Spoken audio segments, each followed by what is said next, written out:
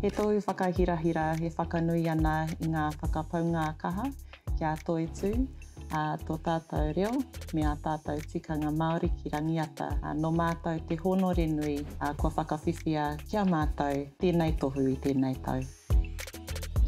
I roto I ngā tau o te waru te kau me te iwa te kau I mōhiongia tēnei whare ko whakātarangi mā manoi ho te kite ake he hai whakātarangi ai a Sky TV. Hoi anō I tā mātou whai kia tūturu te reo me ngā tikanga e kawe ana I roto I tēnei whare.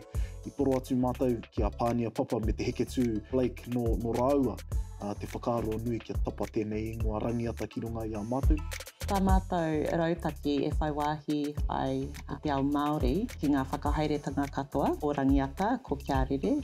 E whā ngā pau o tērā rautaki, pau tikanga, e pāna ki te mātauranga, ko te pau tūhono, e pāna ki ngā tūhonohono ki etahi tangata, ko te pau oranga, te oranga o tō tātou whaiao me ngā tangata, me te pau huringa, koera ngā systems and processes. Nō reira, e mihi ana ki ngā rangatira o tēnei whare, ki te momo pēnei tō mātou tumu whakarai a Sophie Maloney, nōna te whakaaro, nōna te ngākau tūwhera, kia whai wāhi mai ai ko tō tātou reo.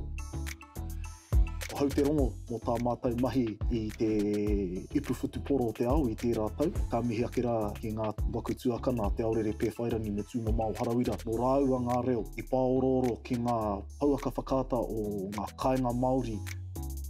Ahoi no, ko te mihi nui o te ngākau e tika ana me rere ki o mātou hoa. Ka whakaaro ake ki te hunga pēnei I te uipuwhutu poro o Aotearoa. I āwhina nui mai I a mātou I roto I ngā tau tata nei. Tae atu hoki ki te puna ara a staff, Carmen Parahima tēnā koutou. Kore mahue I au te mihi ki te kamupene nei a OMD.